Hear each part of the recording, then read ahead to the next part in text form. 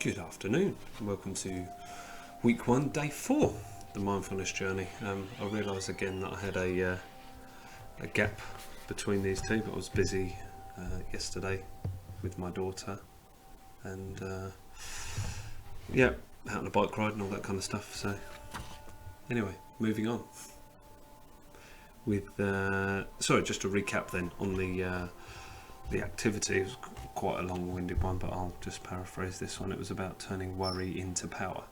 So basically taking anything that you sort of spend, some amount of time worrying about, and anticipating before it's coming, and trying to refocus into the moment. In fact, what did it say? Hang on, let me try and find the point.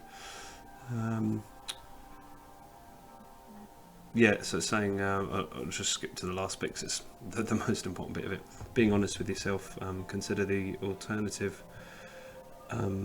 Consider this alternative. Think of something you're anticipating now, something that you're expecting in the next week, and which is consuming some of your time and energy. And then for the next 24 hours, every time you find yourself devoting energy to that worry, take a mindful breath and return your attention to whatever you're doing at that instant. So that was yesterday's one. And then moving on now, as I said, to day 4. So this little part of the chapter is about working on the razor's edge. It's talking about here, which, I think I explained it as being on that sort of that precipice between, distractions and stuff. So anyway, I'll without further ado, I'll get into this part. So this is about a means to an end, this is called. In the world of work, most of us follow the usual approach. That is, we're looking to the past as an authority, and using that information to decide what we need to do now and then get us to the perfect future. Whatever you want from work, be it money, prestige, status, or just a warm fuzzy feeling, it can easily become just a means to an end. As soon as any pursuit becomes a means to get somewhere, the joy of the activity is lost. Which, I imagine that's why, certainly in my experience, a lot of people that I've spoken to are just sort of talking about work. They're saying it's basically the same stuff, it's a different day. And feels to me like they're just sort of going through the motions and using it, as it says in here, as just a means to an end. Saying in that, when it becomes a means to an end, you can lose the joy in that activity. As is our attention to detail, our focus on the activity itself, that can also get lost. It can seem counterintuitive, but the less you think about the future, the better it will be. Stop worrying about your future success, pay attention to what you're doing right now. And it's saying here, you should find yourself more productive, creative and calm at work. Just focusing on those little moments, not thinking to the end of the day, not looking at the clock perhaps and thinking, I've only got this many hours left, and counting down the time. It goes on to say, calm, clear and efficient work is the best possible career move. As a bonus, being focused on what you're doing right now can make the process of working far more enjoyable, regardless of what that work is. It could be the most mundane of things. I think it alluded to it earlier in this chapter, that take those things that you do every day. So that's the stuff you take for granted. You kind of do it, almost subconsciously. Sometimes you don't even realise you've done it. Just pay attention to just like walking, like it says, like it mentioned in there, and like I said, I tried, and it was amazing the effect it had on me and how calm I felt in those moments, just focusing on literally each step at a time. The author then goes on to say they believe that this is why many people love hobbies, most of which are as mundane, can be as mundane and repetitive as the work you do. But when knitting or gardening or whatever it may be, playing golf, playing football, there is not much thought of what you want to get from it. You just go there as it's in your spare time, isn't it? It's something that you enjoy spending time with the other people there. wanting can pollute the pure joy of an activity, while pure activity is joyful, whether the world considers it mundane or exciting. Yeah, I think I can vouch for that.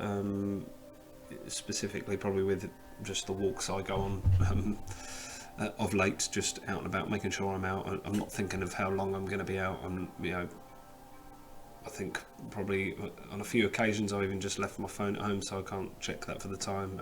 I'll perhaps have a watch on just to see if I'm going out in the evening what sort of time I might get back for dinner. That's about the only thoughts I'm having of the future. But yeah, just trying to focus on that, just that moment. And yeah, I've certainly found it very joyful, and just listening to the birds singing and general other noises, the wind, the rustling of the leaves around here.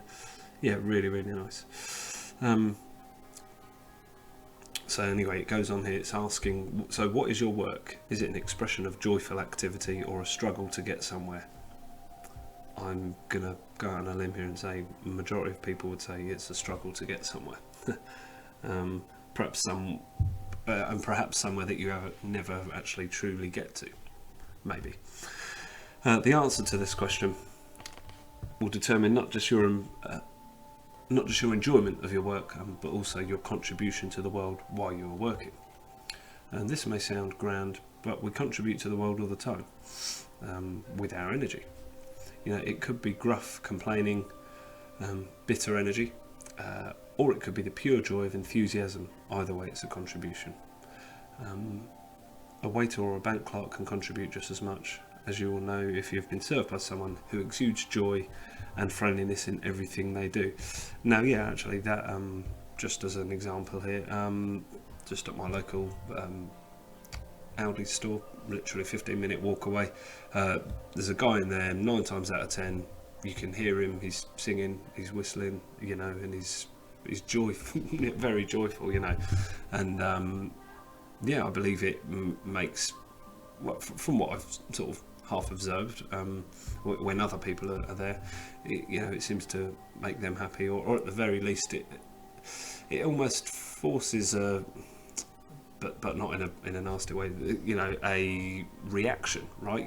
You see that and you think, oh yes, this guy's friendly and approachable, so yeah, I will talk to him. I know that certainly there's probably been many a times where I've barely said 2 words to a cashier, because again, it's just one of those mundane things. You're not really thinking about it, but yeah.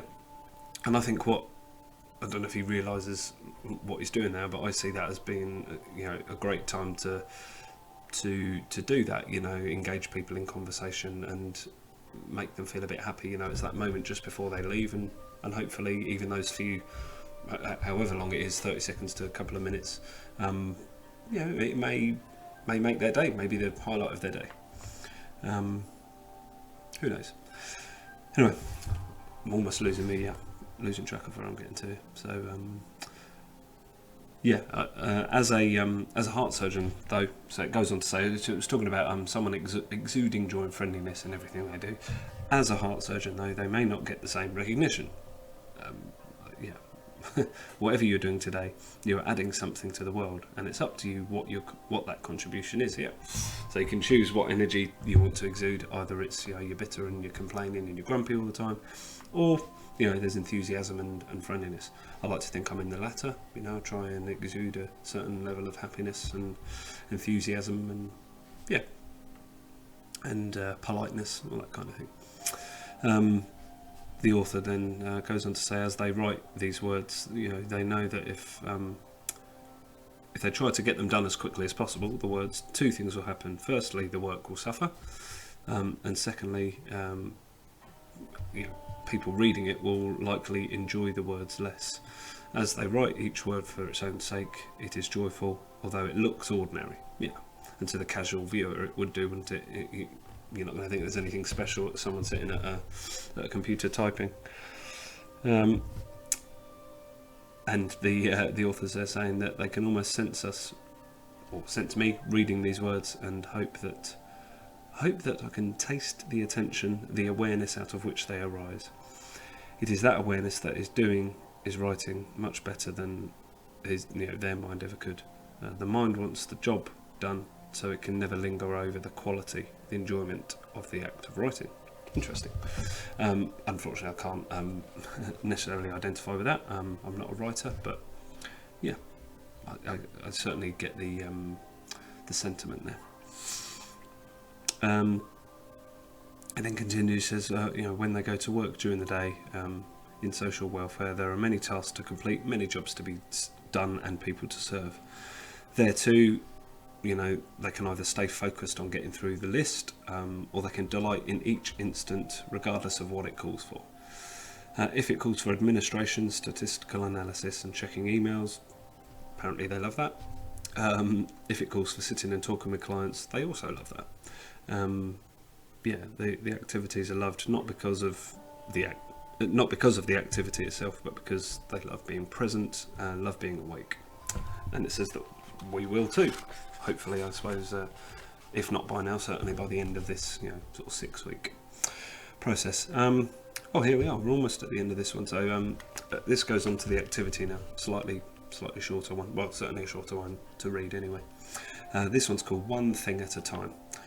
When you go to work or study or whatever regular activity you do today, take a different approach. Act as if you have no future, as if this instant, this task is your entire life. Act as if you had chosen to do this task, this job, and as if time has no reality.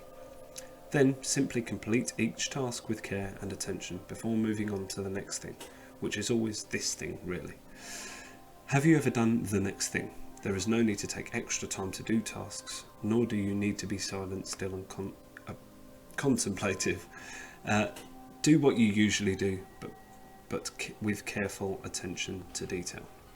Yeah, there you go, an interesting one there. I would say I haven't quite got the opportunity for this yet, because unfortunately I haven't started work. I have been offered, have had an offer of some employment, so yeah, I'll be looking forward to taking my tasks, one at a time, and seeing how that pans out. All remains is me to just finish up. There's a last little bit of this chapter, and then leave you to your days. So this is the author talking about their own experience again. When they work with this sort of present moment focus, they notice 3 interesting changes. The first of which is, their work improves because they're being careful and attentive. Secondly, they feel calm and peaceful, and those around them become peaceful too. And thirdly, and apparently most surprisingly, they get better at planning for the future and executing plans, achieving goals. They elaborate here to say that that surprised them at first, but it makes perfect sense when you're clear and you know what to do next, and how to work through a plan. When you are clear, you know what to do next and how to work through a plan. You also can bring enough attention to stay with the plan until it's complete. Contrary to what the mind might say, instantaneous work is the way of peace, quality and productivity. And rounds off here with, take note of what happens for you when you work with this present moment focus.